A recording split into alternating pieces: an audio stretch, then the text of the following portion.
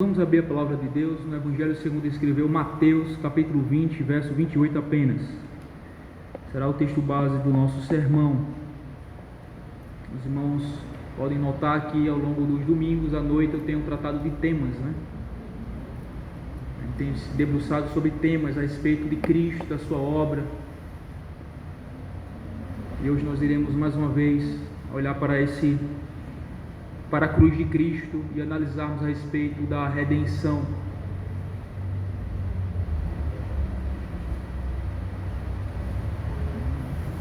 Mateus capítulo 20, verso 28.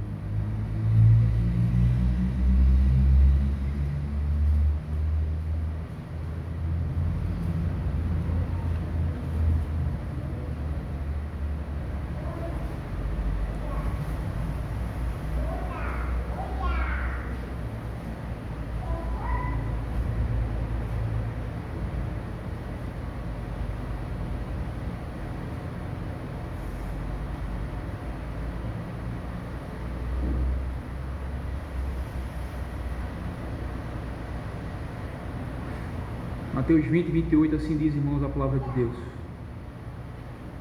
Tal como o Filho do Homem, que não veio para ser servido, mas para servir e dar a sua vida em resgate por muitos. Irmãos, título do nosso sermão, já fica evidente, Jesus, o nosso Redentor. Eu não preciso gastar muito tempo para convencer os irmãos de que todo aquele que é escravo necessita ser liberto. Todo aquele que é cativo precisa de libertação. E exatamente o âmago dessa palavra redenção ou redimir, são palavras intercambiáveis, vai transmitir para nós. Dentre muitas palavras importantes que aparecem nas Escrituras, para descrever a obra de salvação de Deus por meio de Jesus Cristo, 3 delas são muito importantes de serem compreendidas, que são redimir, resgate e redenção. Palavras do mesmo campo semântico, A palavra redimir é derivada de um verbo composto do latim. De novo, comprar, ou comprar de novo, essa é a ideia. Redimir alguém é comprá-lo de volta de ter sido vendido como escravo ou levado cativo. Essa é a ideia da palavra, do termo. Um redentor é alguém que redime o outro, paga o preço para resgatar a outro. Um resgate se refere ao pagamento que é feito. E a redenção refere-se à libertação que foi comprada. Então existe o elemento escravo, existe aquele que tem o poder de redimir esse escravo, e existe um preço para ser pago para a libertação desse escravo, que é chamado de redenção. Nas Escrituras, Cristo é o Redentor, que comprou a redenção para seu povo através da oferta da sua própria vida como resgate. Então veja, o seu povo que é o escravo, que necessita ser redimido, Cristo é o resgatador, o remidor, o redentor. E qual foi o preço, ou a moeda de transição em que ele usou para nos comprar a nossa redenção? Como diz o apóstolo Pedro, Não foi ouro nem prata, mas foi com o sangue de Cristo, o sangue precioso de Cristo, que foi derramado por nós naquela cruz, como o preço pago pelo nosso resgate. Cristo, Redentor e resgate. Irmãos, as Escrituras deixam muito claro que Cristo tanto é o Redentor do seu povo, como o resgate por ele. Ele é tanto aquele que pagou o preço, como é o preço pelo nosso resgate. Ou seja, Cristo é o Redentor do seu povo, e sua própria vida foi dada como pagamento pelo nosso resgate. O texto que nós lemos, Mateus 20, 28, diz assim: Cristo veio para dar sua vida em resgate por muitos. A palavra que aparece aí para resgate é derivada de um verbo que significa soltar. Essa palavra era usada em referência ao alargamento, soltura de roupas, amarduras, laços e assim por diante. No contexto aqui de Mateus 20, 28, refere-se ao preço pago pelo resgate de um escravo ou cativo. O resgate que Cristo pagou pela redenção do seu povo foi com a sua própria vida. Então ele se entregou como um pagamento de um preço para resgatar o seu povo da escravidão, para libertá-lo. Em 1 Timóteo 2, 5 a 6 diz assim: porquanto há um só Deus e um só mediador entre Deus e os homens, Cristo Jesus homem, o qual a si mesmo se deu em resgate por todos. Testemunho que se deve prestar em tempos oportunos. A palavra resgate, nesse texto de Timóteo, vem de uma palavra que se refere ao preço que é pago em troca da liberdade de outro. Cristo foi esse resgatador, mas também ele foi o preço pago para resgatar a outros, isto é, o seu povo. Atos dos Apóstolos, capítulo 20, verso 28, diz assim: atendei por vós mesmos e por todo o rebanho sobre o qual o Espírito Santo vos constituiu bispo, para pastoreardes a igreja de Deus, a qual ele comprou com o seu próprio sangue. Mas um texto que deixa claramente em que a moeda usada na transição desse drama entre Cristo e o seu povo foi o seu próprio sangue. Ele comprou com o seu próprio sangue. Cristo não apenas redimiu a igreja, irmãos, ele a redimiu para si mesmo. 1 de Pedro 2,9 diz assim: vós, porém, sois raça eleita, sacerdócio real, nação santa, povo de propriedade exclusiva de Deus. Com o seu sangue ele nos comprou para si. A igreja aqui é chamada de igreja de Deus, a qual ele, Deus, o Cristo, comprou com o seu próprio sangue. Essa é uma forte referência à divindade de Cristo. Cristo, ele é o verdadeiramente Deus, que encarnou, assumindo a forma humana e habitou entre nós. E sendo este um ser portador dessas duas naturezas, divina e humana, ele se entrega como preço pago pelo resgate do seu povo. O homem que derramou o seu sangue no Calvário foi a plenitude da divindade na forma corpórea. O sangue que ele deu pela nossa redenção era de valor infinito. Como o sangue de apenas um homem tem o poder de comprar muitos? É porque esse único homem vale mais do que todos aqueles que ele compra. Tem um valor infinito, imensurável. Cristo, sua obra e o seu sangue, é porque Cristo vale mais do que todos aqueles que foram comprados com o seu sangue. O texto que eu já fiz menção, 1 de Pedro 1, 18 e 19, sabendo que não foi mediante coisas corruptíveis. Que coisas corruptíveis é essa, Pedro? Como prata ou ouro, que foste resgatado do vosso fútil procedimento que vossos pais vos legaram, mas pelo precioso sangue, como de cordeiro sem defeito e sem mácula, o sangue de Cristo. Foi o sangue de Cristo a moeda de transição, como pagamento do preço pelo resgate do seu povo. A palavra aí precioso vem de uma palavra que se refere a algo que tem grande valor, algo digno de honra e estima e especialmente querido. O sangue de Cristo é isso, algo precioso, estimado, honrado, de grande valor, que tem o poder de comprar outros. O precioso sangue de Cristo está em forte contraste contra todas as coisas corruptíveis que os homens podem tentar oferecer pela sua redenção. Nada tem o poder ou a capacidade de ser considerada como um preço pago para o resgate do ser humano, senão o sangue de Cristo.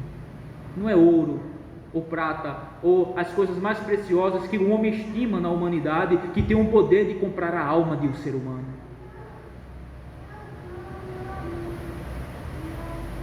Infelizmente é comum na nossa sociedade. Formas de barganhas é estabelecida pelos supostos pastores para os fiéis, incautos, indoutos, ignorantes, como sendo uma maneira de alcançar o favor de Deus e conquistar um pedacinho no céu. Século XVI tem aquela famosa indulgência, na Igreja Católica Romana, um documento papal com o selo do Papa, em que garantia perdão dos pecados para os fiéis que a compravam. Hoje, essa bula papal está em forma diferente, mas ela continua existindo até o dia de hoje. Pastores que empregam na cabeça das pessoas que se elas darem dinheiro, dízimo, oferta ou qualquer outra coisa, esse é o meio através do qual se alcança o favor salvífico de Deus, e enganam grande massa de pessoas desapercebidas. São falsos mestres, falsos pastores. Mas, irmãos, nada daquilo que é corruptível tem o poder de redimir a alma de ninguém. Somente o sangue de Cristo, que é puro, que é imaculado, que é incontaminável, tem o poder de redimir uma grande multidão de pecadores em favor dos quais Ele entregou a sua vida.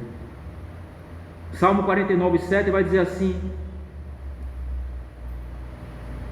Salmo 49:7 vai dizer que o preço por uma alma é muito cara, ninguém pode pagar por ela. Ninguém pode pagar por ela. Coisas corruptíveis não têm valor nenhum diante de Deus, sendo dada como pagamento pelo preço de uma alma.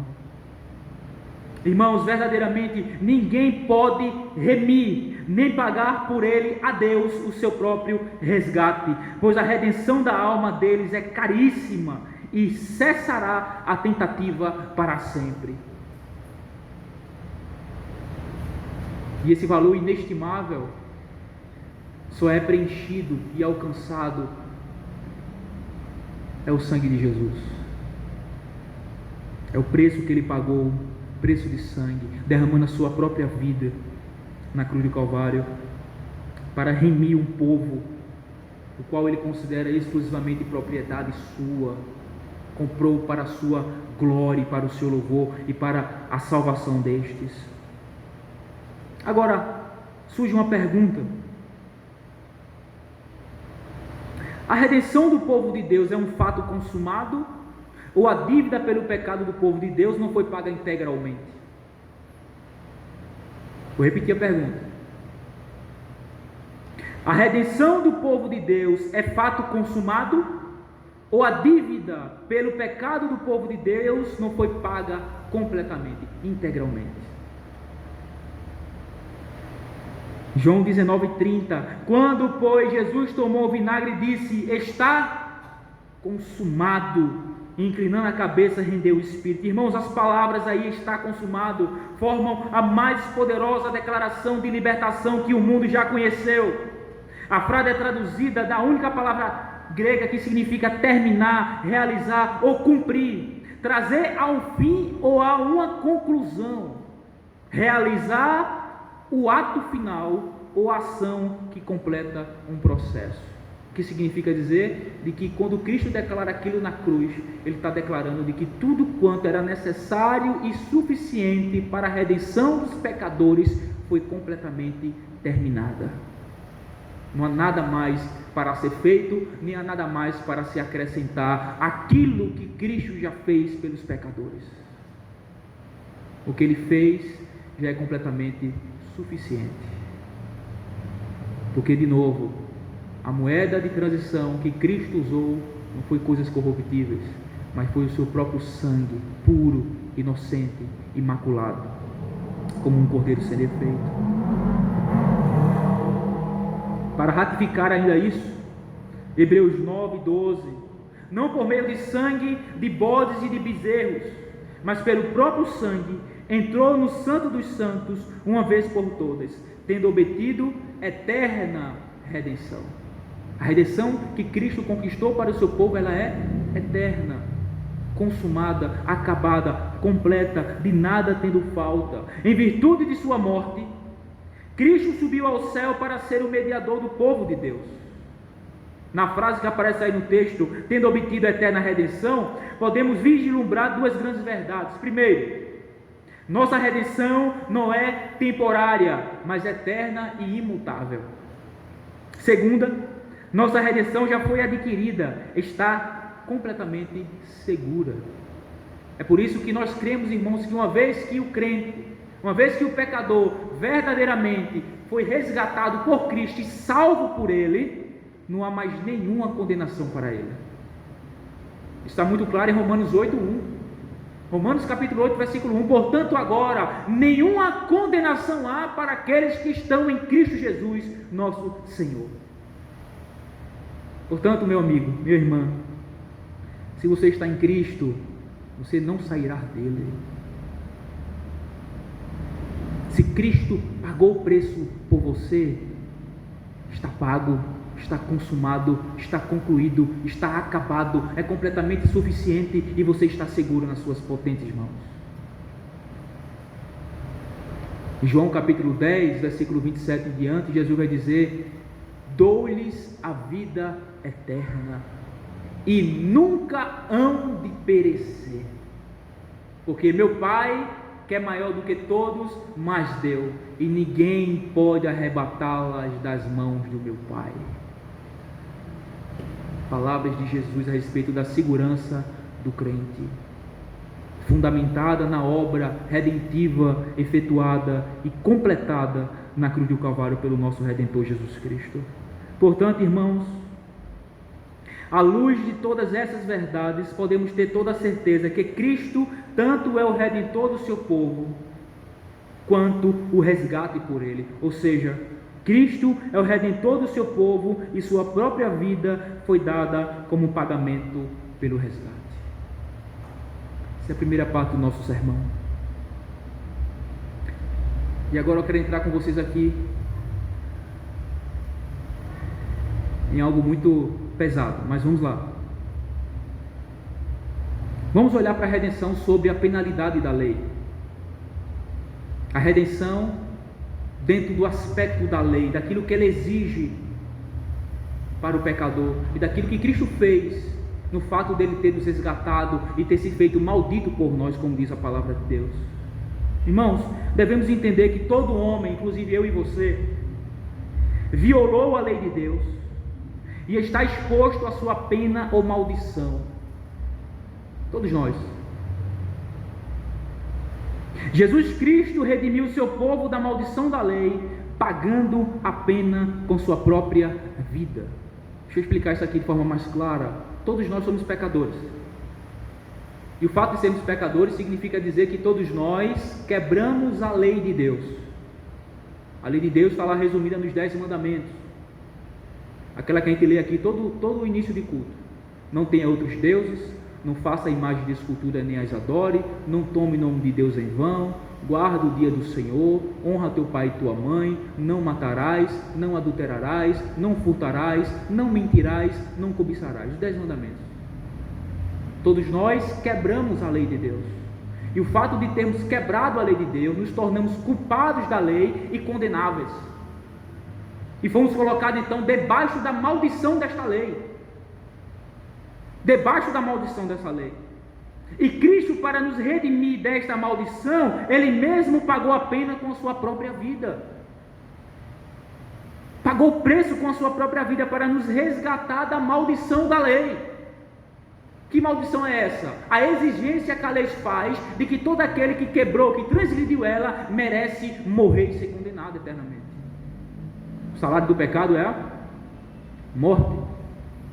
Toda alma que pecar, esta morrerá. A lei exige morte, punição e condenação para todos aqueles que a transgrediu. E é um fato que todos nós transgredimos. E por isso fomos colocados debaixo da maldição desta lei. E Cristo, para nos resgatar dessa maldição, Ele mesmo se fez maldito por nós, entregando-se a si mesmo naquela cruz. Vejamos, irmãos, de Gálatas 3:10, vamos abrir.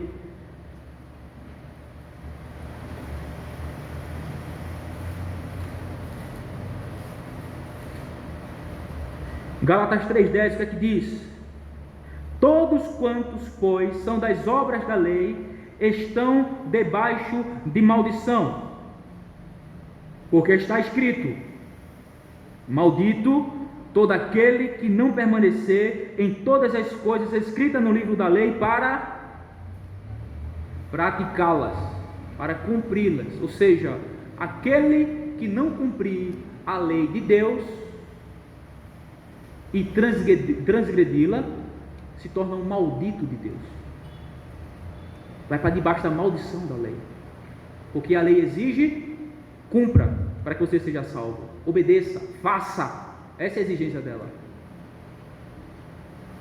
Você tem que obedecer para então você ser salvo pelos seus próprios méritos. Seja perfeito do começo ao fim.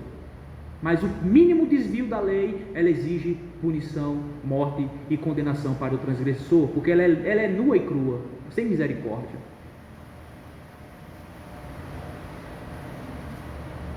A lei exige obediência perfeita. Paulo usa as palavras permanecer e praticar para enfatizar que a lei requer uma obediência contínua, perfeita e prática. É isso que ela requer de nós. O menor deslize põe o homem sob a maldição da lei, debaixo da maldição da lei. E a palavra maldição vem de uma palavra que também pode ser traduzida como praga, imprecação ou amaldiçoar. Significa julgamento divino e condenação no nível mais grave, o ato de condenar alguém à punição ou destruição. É isso que significa a maldição, debaixo da qual todo ser humano nasce, porque já herdamos essa corrupção, essa maldição dos nossos primeiros pais, Adão e Eva, quando transgrediram contra Deus. Agora, irmãos, o que levou o povo de Deus a ser redimido dessa condição? E como Cristo alcançou essa redenção? Mais para baixo, no mesmo texto, no versículo 13, está a resposta. Cristo nos resgatou da maldição da lei, fazendo-se Ele próprio maldito em nosso lugar, porque está escrito: maldito todo aquele que for pendurado no madeiro. Ele está citando Deuteronômio 21, 23. Então preste atenção para isso aqui. Todo ser humano debaixo da maldição da lei. Como então somos resgatados? Ou o que é que foi feito para sermos redimidos dessa maldição? Cristo. Ele se fez maldito por nós. E como é que ele se fez maldito por nós? Quando ele assumiu o nosso lugar, quando ele tomou sobre si as nossas iniquidades, os nossos pecados, os nossos crimes e as nossas transgressões, foi pendurado naquela cruz para ser morto, condenado e punido, não pelos pecados dele, porque ele não tinha, mas pelos nossos pecados que estavam sobre ele, e por isso ele foi considerado por Deus como um maldito. Ele estava assumindo o lugar dos amaldiçoados, recebendo sobre si a maldição pelas suas transgressões, as transgressões do seu povo. E assim ele se faz maldito por nós. Agora, irmãos, para ficar um pouco mais claro isso aí, vamos lá para Deuteronômio 27, para a gente entender melhor o que significa ter sido feito maldito e como Cristo foi considerado naquela cruz.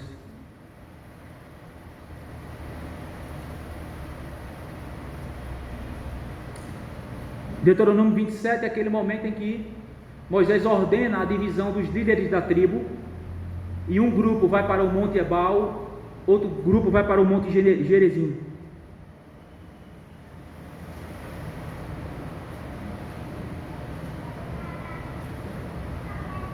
Aqueles que estavam no Monte Gerizim imprecou bênçãos para aqueles que cumprissem a lei. Aquele que cumprisse a lei, todas as imprecações aqui desse grupo do Monte Gerizim recairia sobre aquele que obedecesse à lei. Bendito tu serás no campo, bendito será o fruto do teu ventre, e vai abençoando. Mas isso é para quem cumpriu a lei, para quem cumpre a lei. Mas o outro grupo que está sobre o Monte Ebal é dado a ordem a ele para que ele lance maldições, imprecações para aquele que transgrida a lei. E Moisés, a partir do versículo 11, Moisés deu ordem naquele dia ao povo, dizendo: quando houveres passado o Jordão, estarão sobre o monte Gerizim para abençoarem o povo estes: Simeão, Levi, Judá, Isacar, José e Benjamim. E estes, para amaldiçoar, estarão sobre o monte Ebal: Ruben, Gad, Azé, Zebulon, Dan e Naphtali. Os levitas testificarão a todos os povos de Israel em alta voz e dirão: maldito o homem que fizer imagem de escultura ou de fundição, abominável ao Senhor, obra de artífice, e a puser em lugar oculto. E todo o povo responderá: amém. Maldito aquele que desprezar seu pai ou sua mãe. E todo o povo dirá: amém. Maldito aquele que mudar os marcos do seu próximo. Aqui em referência ao 8º mandamento: não furtarás.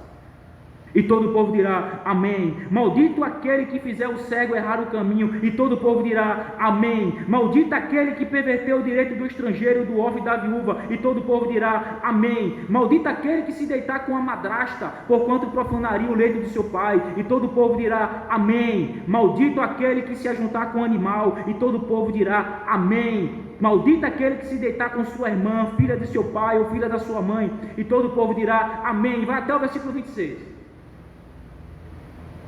Agora pegue isso aqui e aplique a Cristo naquela cruz.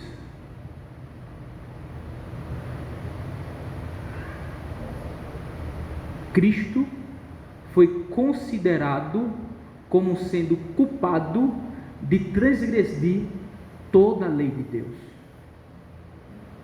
Deus tratou Cristo como um idólatra, culpado de idolatria. Deus tratou Cristo como um adorador de imagem, de ídolo. Deus tratou Cristo como sendo aquele que blasfemou do seu nome, um blasfemador.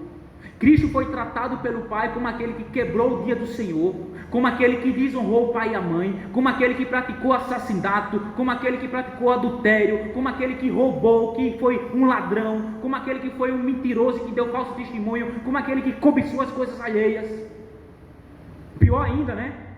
Como aquele que se deitou com sua madrasta, como aquele que se deitou com um animal, como aquele que se deitou com sua irmã ou filha do seu pai, como aquele que se deitou com a sogra, como aquele que matou o inocente. Todas as maldições recaiu sobre Cristo naquela cruz, e Deus tratou ele como tal, como um maldito, e derramou sobre ele toda a sua ira. O que significa dizer, e essa é a razão do fato do porquê todo tipo de pecador é salvo: ladrões, assassinos, estrupadores, prostitutos e prostitutas, desonradores dos pais, rebeldes, ingratos, todo tipo de pecador, irmãos. Idólatra, macumbeiro, feiticeiro, desordeiro, avarento, todo tipo de pecador, irmão, tem na igreja, redimido por Cristo. Por quê? Porque a maldição de todos eles, ele assumiu sobre si, e Deus o tratou como um tal, como um maldito, derramando e despejando toda a sua ira sobre o seu próprio filho.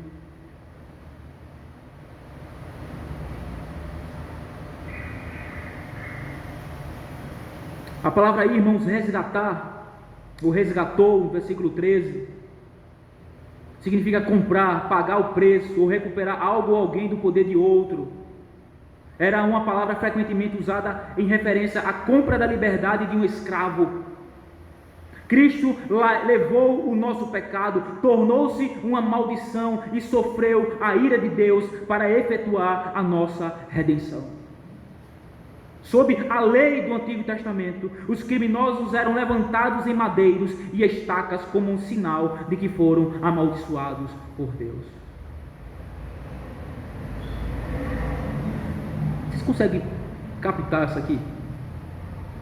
o que aconteceu lá na cruz e o fato do que significa Cristo ter sido feito maldito por nós,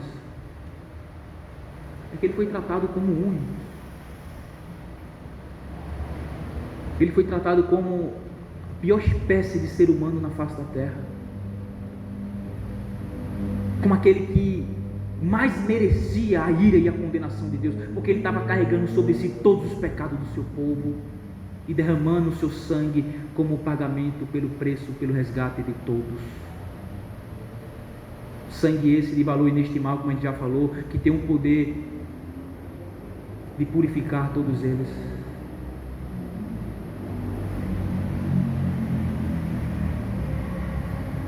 Colossenses 2,13. E a vós outros que estavais mortos pelas vossas transgressões e pela incircuncisão da vossa carne, vos deu vida juntamente com ele, com Cristo, perdoando todos os nossos delitos. 14. Tendo cancelado o escrito de dívida que era contra nós e que constava de ordenanças, o qual nos era prejudicial, removeu inteiramente, escravando-a na cruz. Escrito de dívida, essa expressão era uma expressão frequentemente usada em referência a uma nota escrita reconhecendo uma dívida em dinheiro ou uma acusação por escrito contra um criminoso. Era a dívida de um criminoso. Era a caderneta, né? A nota escrita, longa, de dívida desse criminoso. A ficha criminal.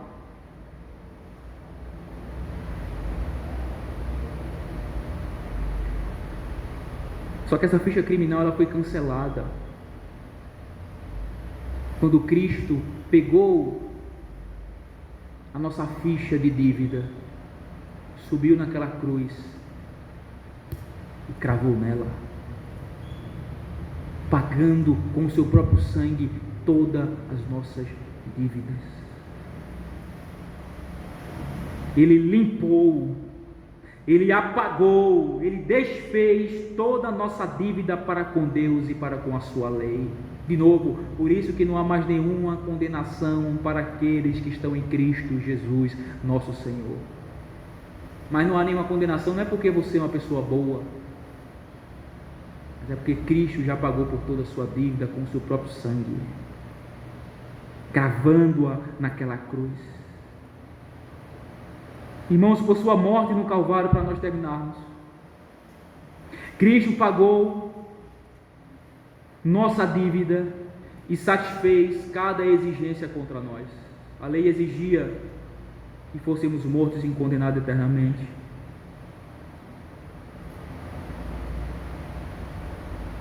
Nossa dívida foi paga pela morte de Cristo.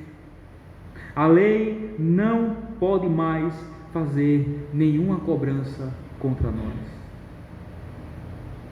Para terminar, deixa eu fazer algumas aplicações. Você que está fora de Cristo hoje, você continua estando debaixo da maldição da lei de Deus. Eu sei que isso é pesado de se dizer e pesado de se ouvir, mas essa é a verdade da palavra de Deus. Todos aqueles que estão fora de Cristo estão condenados, estão perdidos, estão cegos, sem esperança e sem Deus no mundo. São inimigos de Deus por natureza, escravo do pecado, do mundo e do diabo, está debaixo da maldição da lei de Deus, cheio de culpa e de mérito para a sua condenação. Mas nessa noite eu lhe chamo, nessa noite eu lhe convido, nessa noite eu lhe exorto: venha para Cristo, que Ele é o que você precisa para você ser redimido e perdoado de todos os seus pecados. Despoje-se completamente da sua autojustiça e coloque toda a sua confiança e esperança única e exclusivamente na pessoa e na obra de Cristo na cruz do Calvário, confiando de que tudo que Ele fez e tudo que Ele concluiu naquela cruz está completamente consumado e é completamente suficiente para salvar qualquer pecador aqui nessa noite. é completamente suficiente para pagar todos os seus pecados, para quitar todas as suas dívidas, para lhe purificar de toda a sua injustiça, para lhe limpar e deixar mais alvo do que a neve e mais branca do que a lã das ovelhas. O sangue de Cristo tem esse poder, e esta noite está sendo oferecida a você essa oportunidade. Portanto, se hoje ouvires a voz do Espírito de Deus, não endureça o seu coração, venha para Cristo nesta noite para encontrar perdão, salvação, justificação, para você ser transferido e mudado desse estado de maldito para bendito de Deus, através de Jesus Cristo, o nosso Senhor.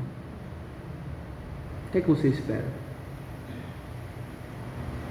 O que você fará com tudo isso que você acabou de ouvir? Abrirá a lata de lixo e jogará fora? E aumentará ainda mais a sua culpa pela sua rebeldia e a sua rejeição para com a vontade de Deus revelada a você nesta noite, em que Ele lhe chama, Ele lhe convoca, lhe exorta para vir a Ele? Venha a Cristo. Jesus disse: vinde a mim todos vós que estáis cansados e oprimidos, eu vos aliviarei. Tomai sobre vós o meu jugo e aprendei de mim, que sou manso e humilde de coração, e achareis descanso para a sua pobre alma. Busque o Senhor enquanto se pode achar, invoque-o enquanto Ele está perto, deixe o ímpio os seus maus caminhos e se converta e se volte para o nosso Deus, que Ele é grandioso em perdoar. Escute esta noite, jovem, você que está aqui nesta noite, que ainda não entregou, que ainda não se rendeu a Cristo Jesus, que ainda não reconheceu Ele como seu único, suficiente Salvador e Redentor da sua alma, além do qual não há outro e fora do qual só há perdição. Fora dele só há perdição. Não há salvação, não há vida. Então Cristo, Ele é o nosso resgatador, bem como também Ele é aquele que com seu próprio sangue pagou pelo nosso resgate, pagou a nossa dívida, nos redimiu, nos salvou, nos justificou. E agora, para você que já é um crente em Cristo,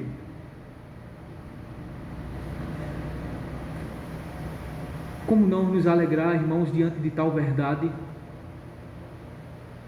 Como não exultarmos e nos alegrar, saltitar de alegria por tamanha bênção e tamanha obra de Cristo feita em nosso favor, meros mortais, pecadores e dignos de morte e de condenação, merecedores do inferno como nós. Mas apesar de nós, apesar do nosso pecado, da nossa dívida impagável, a nossa própria força, Cristo, Ele decidiu vir do céu, assumir a forma humana, assumir o nosso lugar, viver em nosso lugar, morrer em nosso lugar e ressuscitar em nosso favor. Então, somente para nos dar a oportunidade e a garantia de que todo aquele que nele crê será salvo. Portanto, nós que já somos salvos em Cristo por sua graça e bondade, exultemos nesta noite, irmãos, nos alegremos, respondamos adequadamente a essa manifestação de tamanho amor de Deus por nós através do seu Filho amado e bendito Jesus Cristo, como diz Paulo aos Romanos capítulo 5 versículo 8, que Deus prova o seu amor para conosco pelo fato de ter Cristo morrido por nós, sendo nós ainda pecadores. Essa é a manifestação do amor e a prova do amor de Deus para conosco pecador. Como nós responderemos a isso? Em indiferença, em frieza, em desprezo, em uma vida apática e fria e longe de Deus?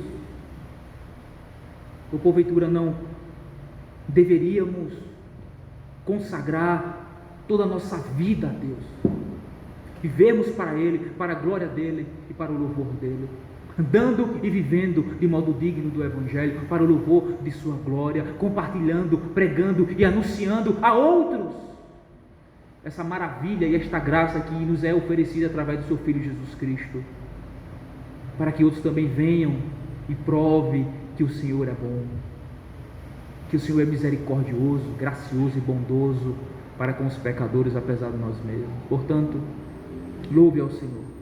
Crente, louve ao Senhor, adore ao Senhor, bendiga o seu nome, por tamanha obra graciosa de Cristo em nosso favor. E você que não é um crente, a condição sua é exatamente aquela que eu acabei de descrever. Mas a esperança para você, se nesta noite você vir a Cristo, você se arrepender de seus pecados e você confiar nele pela fé somente, então você será salvo, perdoado e justificado pela fé no seu nome. Creia em Jesus, Ele é o nosso Redentor. Amém.